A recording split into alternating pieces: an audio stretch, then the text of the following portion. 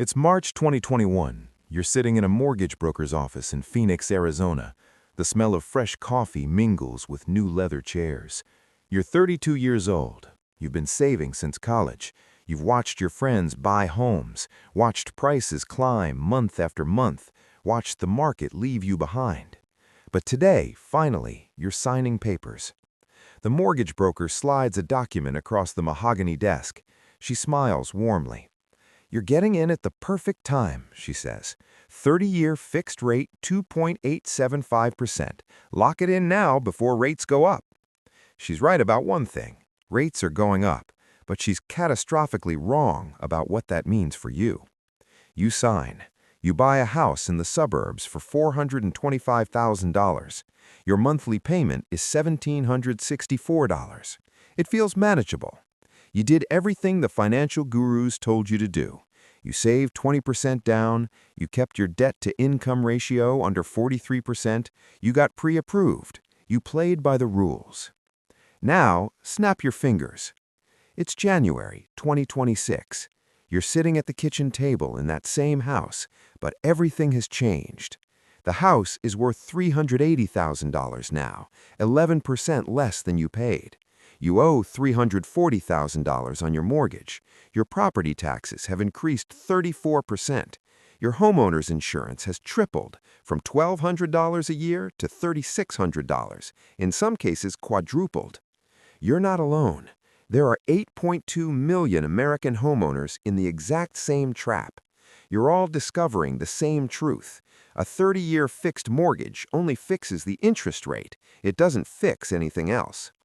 This is not a political story. The housing market doesn't care about your politics. It cares about cash flow, equity positions, and the cold mathematics of financial stress. Today, we're going to perform a forensic autopsy on the American housing market. We're going to examine the insurance apocalypse, the property tax explosion, the silent equity destruction, and the liquidity trap that's already begun.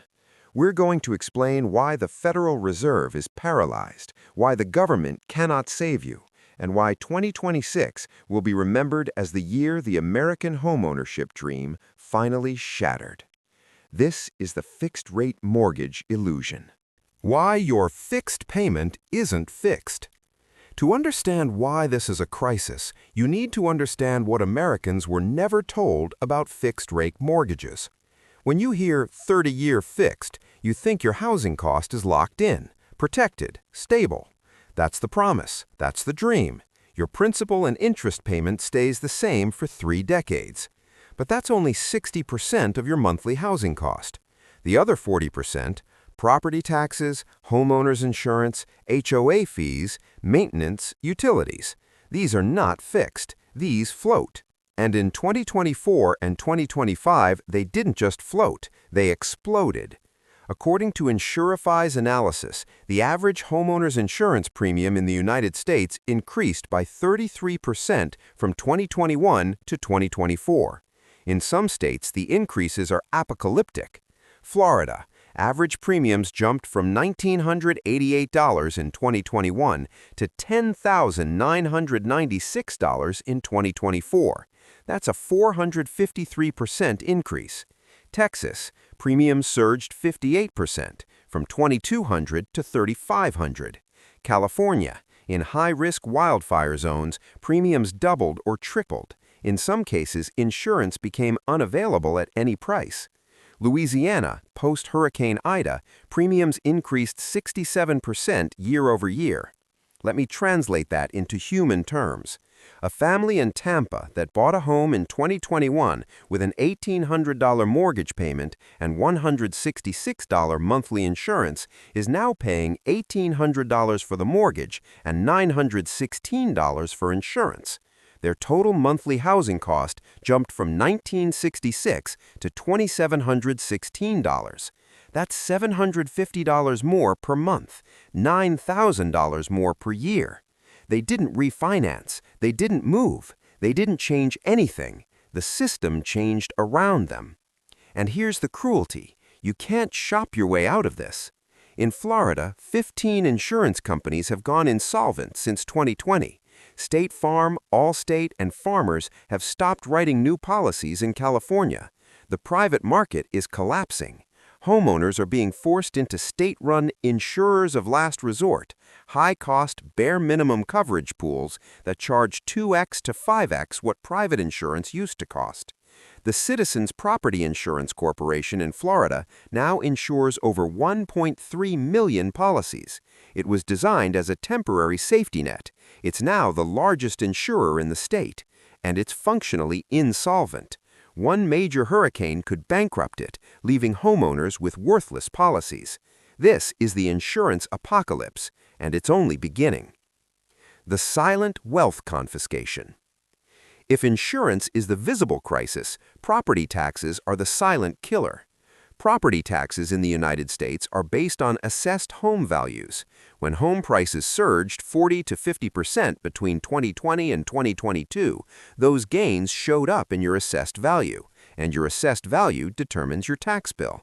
According to ATTOM Data Solutions, property taxes increased an average of 26% nationally from 2020 to 2024.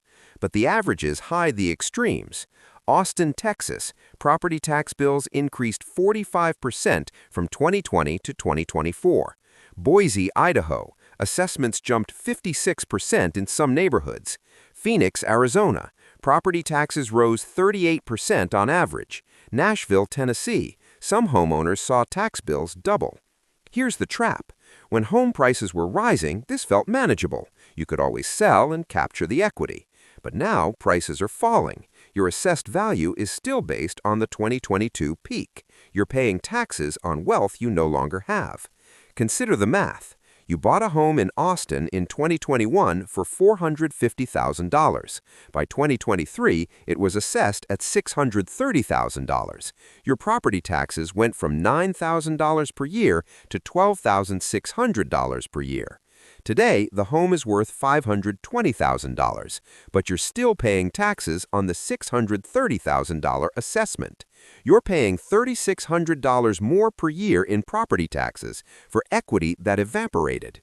And here's the truly insidious part. Property tax increases are permanent. Even when home values fall, assessments are slow to adjust. Tax authorities are in no hurry to lower your bill. You'll be paying inflated taxes for years while your home value stagnates or declines. In Texas, which has no state income tax, property taxes fund everything: schools, roads, police, fire departments. The average effective property tax rate is 1.6%.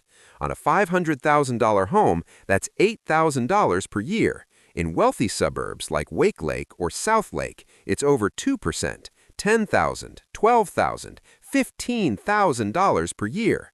For retirees on fixed incomes, this is a financial death sentence. They bought their homes 20 or 30 years ago. The mortgage is paid off, but the property taxes are now $1,200 per month. They're being taxed out of homes they own outright. This creates a perverse incentive: sell and leave. And that's exactly what's happening. Retirees are fleeing high-tax states for Florida, Nevada, and Tennessee. Young families are realizing they can't afford to stay. The tax base erodes, services decline, and the death spiral begins. For 40 years, Americans were told that a home is your best investment. Buy a home, build equity, retire wealthy. Real estate always goes up. It's the foundation of the American dream. That story is dying. According to Redfin, the median U.S. home price peaked at $479,500 in June 2022. As of December 2025, it sits at $424,000. That's an 11.6% decline. But the national average hides regional catastrophes. Austin, Texas, median home price down 16% from peak. Boise, Idaho, down 14%. Phoenix, Arizona, down 12%. San Francisco, California, down 15% in some neighborhoods. For homeowners who bought at the top, this is wealth destruction in real time. Let's examine a real-world scenario. Purchase price 2022, $500,000. Down payment 20%, $100,000. Mortgage $400,000. Current value 2025, $440,000. Current mortgage balance, $385,000. Equity, $55,000. This homeowner put down $100,000 and now has $55,000 in equity. They've lost $45,000 of their down payment. Their investment has a minus 45% return over 3 years. But it gets worse. Factor in closing costs, $15,000, maintenance and repairs, $12,000, property tax increases, $8,000, insurance increases, $6,000. Total actual loss, $86,000. This homeowner is underwater in real terms. They've poured $100,000 into a depreciating asset and paid $41,000 in additional costs. They've lost nearly their entire down payment.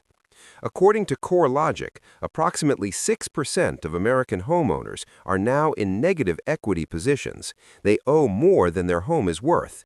That's 3.8 million households. But the true number is much higher when you account for transaction costs. If you need to sell, you'll pay 6% realtor commission, 1 to 2% closing costs, moving expenses, overlap costs if you need to buy before selling. To break even on a sale, you need at least 8 to 10% equity. Millions of homeowners are functionally trapped. They can't sell without writing a check. They can't refinance because they don't have enough equity. They can't move for a better job. They're stuck. This is the equity mirage. You think you're building wealth. You're actually building a prison. When your biggest asset becomes your biggest liability. Here's the fundamental problem with the American housing system. Real estate is an illiquid asset. You can't sell 10% of your house to pay for an emergency. You can't cash out your bedroom to cover medical bills. Your wealth is locked in a structure you live in, and extracting it requires selling the entire asset in a market that might not want to buy. This creates a liquidity trap. According to the Federal Reserve's survey of consumer finances, the median American household has $300,000 plus in home equity, $8,000 in liquid savings, $13,000 in retirement accounts. Their wealth is real, but it's not accessible. When an emergency hits, job loss, medical crisis, major repair, they have no buffer. So what do? They turn to debt. Home equity lines of credit, equity cash-out refinances, credit cards, personal loans. According to the New York Federal Reserve, HELOC balances have increased 18% since 2022. Americans are borrowing against their homes to cover living expenses. But here's the trap. HELOCs have variable rates. The average HELOC rate in 2021 was 3.5%. Today, it's 9.2%. Homeowners who took out HELOCs to cover expenses are now being crushed by interest costs. Consider this scenario. HELOC balance, $50,000. Rate in 2021, 3.5% to a monthly payment of $146. Rate in 2025, 9.2% to a monthly payment of $383. That's $237 more per month in interest alone, nearly $3,000 more per year. And the principal balance hasn't decreased. It's likely increased as homeowners continue to draw on the line to cover rising insurance and tax costs. This is the liquidity death spiral. Housing costs increase, insurance, taxes, homeowner takes out HELOC to cover the gap, HELOC interest rate increases, homeowner draws more from the HELOC, death compounds, home equity evaporates, financial collapse. The homeowner is bleeding equity to maintain the appearance of stability. They're robbing their future self to pay their present self, and when the HELOC is maxed out and the equity is gone, there's nowhere left to turn. The fourth mortgage payment. If you bought a home in a planned community, condo building, or gated neighborhood, you have a fourth master, the Homeowners Association. HOA fees are marketed as small, predictable costs that maintain your property value. $200 a month for landscaping, pool maintenance, and snow removal. No big deal. Except HOA fees are not fixed. They can increase without limit, and they have. According to the Community Associations Institute, HOA fees increased an average of 35% from 2020 to 2024. In some developments, the increases are catastrophic. Florida condo buildings. Post-Surfside collapse, new structural regulations require extensive structural inspections and repairs. HOA fees in some buildings jumped from $400 per month to $1,200 per month. California planned communities. Water costs surged due to a drought. HOA fees increased 50% to cover irrigation. Arizona retirement communities. Deferred maintenance on clubhouses and golf courses is now coming due. Special assessments of $10,000 to $30,000 per household are being levied. Here's the cruelty of HOAs. You have no choice. You cannot opt out. You cannot negotiate. You cannot refuse to pay. If you don't pay, the HOA can place a lien on your home and foreclose. And unlike mortgage debt, HOA debt takes priority. In many states, if you fall behind on HOA fees, the association can foreclose and sell your home even if your mortgage is current. This creates a perverse dynamic. Homeowners will sacrifice everything to pay their HOA fees even before their mortgage because the HOA can take the house faster than the bank. The median HOA fee in the United States is now $350 per month. In luxury buildings in Miami, New York, and San Francisco, it's $1,000 to $2,000 per month. For a family already stretched by insurance and tax increases, an additional $200 to $500 per month in HOA fees is the final straw. The data doesn't lie. The stress is not theoretical. It's showing up in the data. According to the Mortgage Bankers Association, the mortgage delinquency rate, loans 30 days past due, increased to 3.82% in Q4 2024, up from 3.45% in Q4 2023. That's an 11% year-over-year. For context, the delinquency rate during the 2008 financial crisis peaked at 11.5%. We're not there yet, but the trajectory is clear. State-by-state breakdown. Florida, delinquency rate 5.2%, up 28% year-over-year. Texas, 4.1%, up 18%. Nevada, 4.8%, up 22%. Arizona, 3.9%, up 15%. These are the states with the highest insurance and tax increases. The correlation is undeniable. But delinquency is a lagging indicator. Before people miss mortgage payments, they miss other payments first. Auto loan delinquencies. According to Cox Automotive, auto loan delinquencies, 60 days past due, reached 6.11% in Q3 2024, the highest level since 2010. Credit card delinquencies. The New York Reserve Board reports that credit card delinquency rates surged to 10.7% in Q4 2024, up from 8.2% in Q4 2023. Personal loan defaults. According to TransUnion, personal loan default rates increased 24% year-over-year. This is the classic pre-foreclosure pattern. Miss credit card payments, default on auto loans, drain savings, borrow from family, max out HELOCs, finally miss the mortgage payment. The homeowner protects the house until the very end. They sacrifice everything else. But eventually, when there's nothing left to cut, the mortgage goes unpaid, and then the foreclosure notices begin.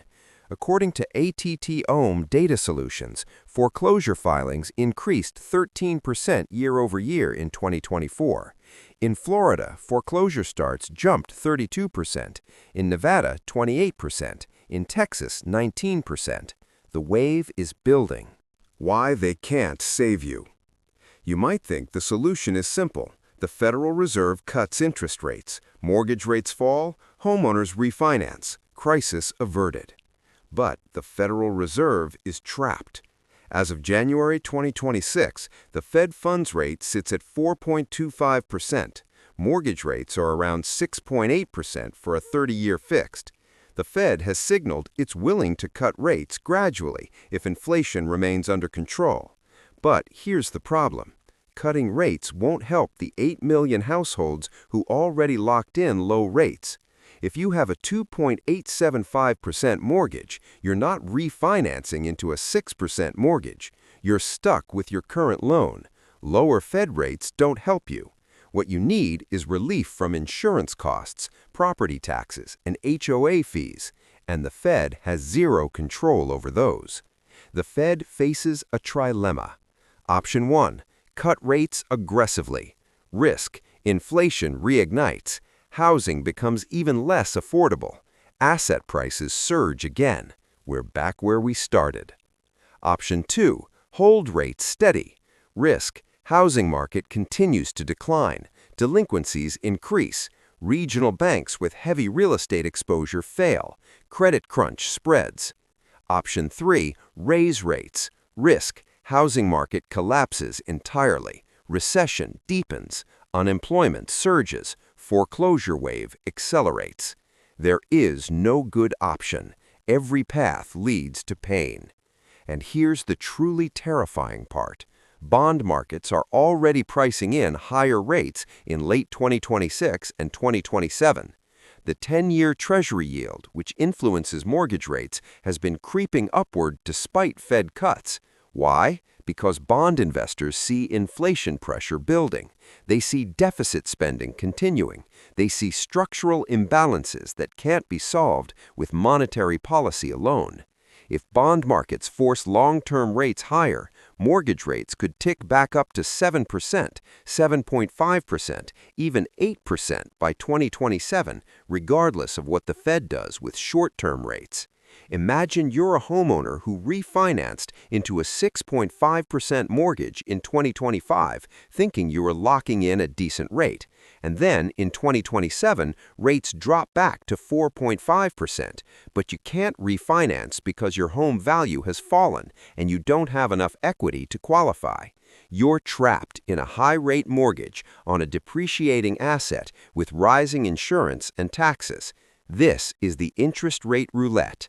There is no safe bet. There is only the next gamble. The housing crisis is not uniform. The American housing crisis is not hitting every region equally. It's fracturing the country along geographic and economic lines. Florida, ground zero. Insurance crisis most acute. Property tax increases highest. Condo collapse fallout ongoing. Hurricane risk uninsurable. Median home price down 8% from peak. Foreclosure filings up 32%. Texas, the tax trap. No state income tax equals highest property taxes. Median property tax 1.6% of home value. Insurance increases 58%. Austin and Dallas seeing price corrections. Rural areas stable. California, the wildfire wall. Insurance unavailable in high-risk zones. Homeowners forced into the FAIR plan, state insurer. Premiums 3 times to 5 times higher than private market. Coastal areas stable. Inland areas declining. Proposition 13 protects long-term owners, crushes new buyers. Arizona and Nevada, the boom-bust replay. Fastest price appreciation 2020 to 2022. Fastest decline 2023 to 2025. Speculative investor exodus. Water scarcity concerns. Delinquency rates rising rapidly. Midwest, relative stability. Affordable prices. Lower insurance costs. Moderate tax increases. Slower appreciation, slower decline. The boring markets look smart now. Northeast, the property tax burden. New Jersey, highest property taxes in the nation, 2.4% average. New York, co-op and condo buildings face massive HOA increases. Connecticut, wealthy towns with unsustainable tax bases. Massachusetts, Boston stable, suburbs correcting. This creates a political and economic nightmare. Federal housing policy cannot be one size fits all. What Florida needs is not what Ohio needs. What California needs is not what Texas needs. If the federal government bails out Florida homeowners drowning in insurance costs, why should taxpayers in Wisconsin foot the bill? If they let Florida burn, what happens when the fourth largest economy collapses? The fracture lines are deepening. The political will for a national solution doesn't exist, and the market is pulling the country apart region by region. The mental health crisis you're not hearing about. Financial stress doesn't just destroy balance sheets, it destroys mental health. According to the American Psychological Association's 2024 Stress in America survey, 72% of Americans report that money is a significant source of stress.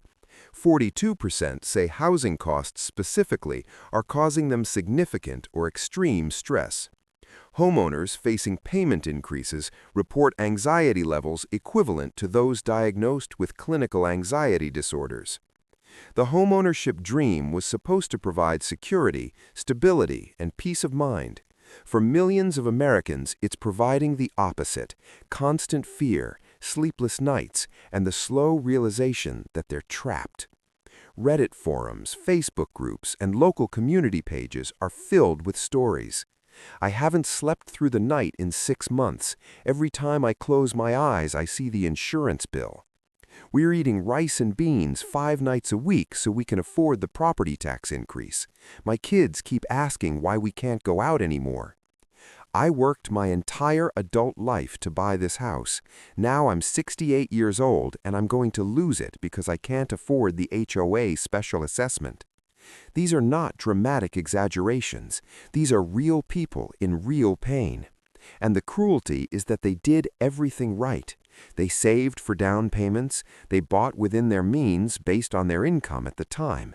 They locked in fixed rates. They followed every piece of conventional wisdom. The system failed them. The assumptions broke. The math stopped working. And now they're trapped in homes they can't afford, can't sell, and can't escape. This creates a zombie class of homeowners, technically housed, technically solvent, but financially and emotionally hollowed out. They go to work, make their payments, and maintain the appearance of normalcy, but inside they're breaking. Divorce rates among homeowners facing financial stress have increased 23% since 2022. Domestic violence reports in high-cost housing markets are up. Substance abuse, depression, and suicide ideation are all rising in correlation with housing payment stress. The housing crisis is not just an economic crisis, it's a public health crisis, and we're not talking about it. Wall Street is leaving the party. For a decade, institutional investors, hedge funds, private equity firms, pension funds, poured money into residential real estate. They brought tens of thousands of single-family homes, turned them into rentals, and securitized the income streams. This was supposed to be a stable, inflation-protected asset class. Real estate always goes up. Rental demand is strong. It's a perfect long-term hold. Except the thesis is breaking. According to Redfin, institutional investor purchases of single-family homes declined 44% year-over-year in Q3 2024. They're not just slowing purchases, they're actively selling.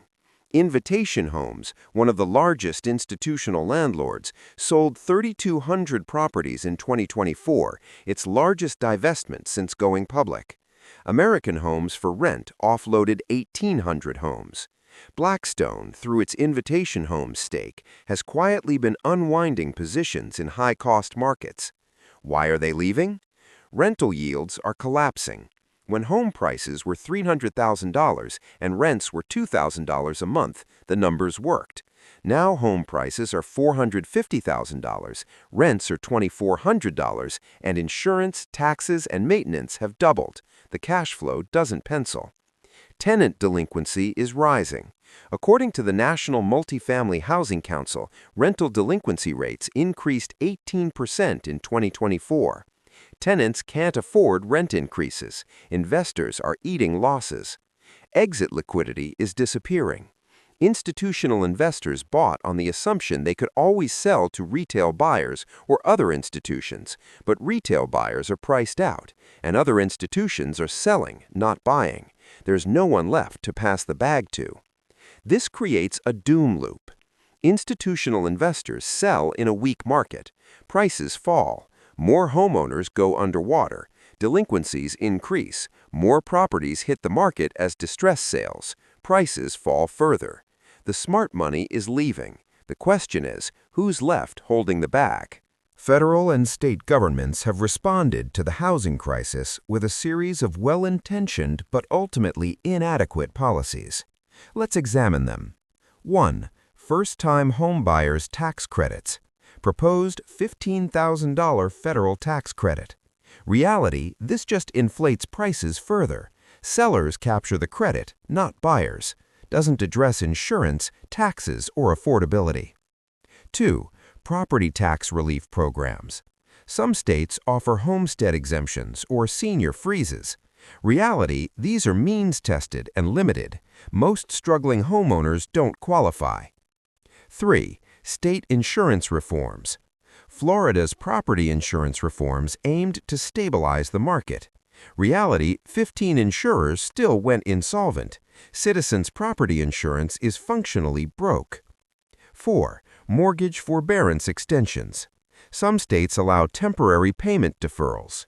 Reality, deferred payments get added to the principal. You're not avoiding the debt, just delaying it. 5. Zoning reform and supply-side solutions. Efforts to increase housing supply by relaxing zoning. Reality, supply takes 5 to 10 years to come online. Doesn't help anyone drowning today. None of these policies address the fundamental problem.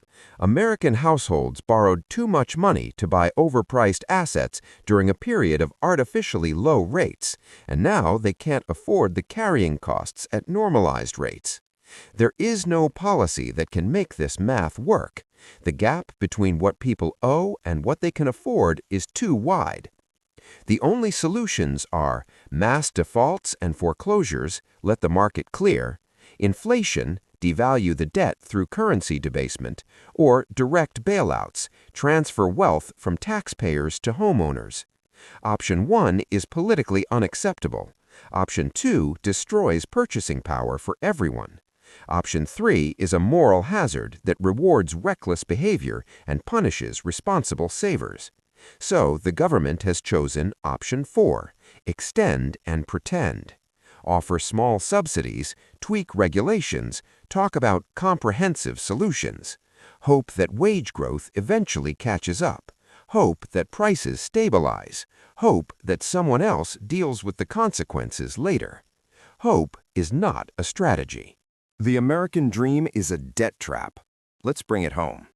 America built an economy on the assumption that real estate always appreciates.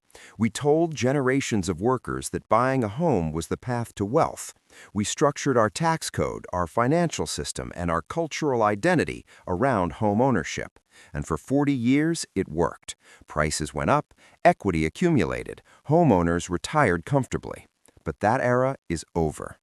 The 2020-2022 housing boom was built on emergency monetary policy, near zero interest rates, and unprecedented money printing in response to COVID. It was never sustainable. It was a sugar high, and now the crash is coming. In the next 24 months, millions of American homeowners will face insurance premiums they cannot afford. Property tax bills will continue to rise while home values fall. HOA fees and special assessments will push marginal households over the edge. Delinquency rates will climb toward 2008 levels. Foreclosures will accelerate. Home prices will continue to decline in the most overpriced markets. The weakest will fall first. Retirees on fixed incomes, first-time buyers who stretched to afford homes in 2021-2022. Homeowners in high-risk climate zones, flood, fire, hurricane. Anyone with variable rate HELOCs. Condo owners facing special assessments. But eventually, the crisis will spread. Even homeowners with low fixed-rate mortgages and strong incomes will feel the weight of rising taxes and insurance. Even the safe markets will see price corrections. The banks will survive. They always do. They've diversified. They've offloaded risk to the secondary market. Fannie Mae, Freddie Mac, private securitizations. They have implicit government backing. The homeowners will not survive. Not all of them. Hundreds of thousands of American families are going to lose their homes over the next 2 to 3 years. They will be financially destroyed. Their credit will be ruined. Their retirement savings will be wiped out. Their dreams will die in a pile of foreclosure notices. And the tragedy is that most of them did nothing wrong. They bought homes because that's what Americans are supposed to do. They followed the advice of real estate agents, mortgage brokers, and financial advisors. They believed the narrative. Real estate is safe. Real estate always goes up. Lock in your rate and you're protected. They believed the American dream, and the American dream was a lie. The American housing market was never a wealth-building engine. It was a debt extraction machine, a system designed to transfer wealth from workers to banks, from the young to the old, from the productive economy to the rentier class. When the assumptions held, when rates stayed low, when prices kept rising, when jobs were stable, the machine ran smoothly. But the assumptions broke, and now the machine is grinding people to dust. If you're watching this and you're one of those homeowners, sitting at your kitchen table, staring at an insurance bill you can't afford, wondering what to cut next, know this: you are not alone. You are not a failure. You are the victim of a system that was designed to extract wealth from you. A system that privatized the gains and socialized the losses. A system that told you homeownership was security and then changed all the rules. The fixed-rate mortgage was supposed to protect you, but it only protected you from one risk: interest rate risk. It didn't protect you from insurance risk, tax risk, climate risk, liquidity risk, and the fundamental risk that you bought an overpriced asset at the peak of a bubble. The trap has sprung. The question now is not whether there will be casualties. The question is how many, and whether anything will be learned. So what do you think? Will America learn from this crisis, or will we repeat the same mistakes in the next cycle? Will you hold on and hope for a recovery, or cut your losses and walk away? Drop your answer in the comments. If this breakdown resonated with you, smash that like button and subscribe for more economic analysis the mainstream media won't touch. Because the insurance bills are coming, the property tax assessments are coming, and America needs to wake up before it's too late.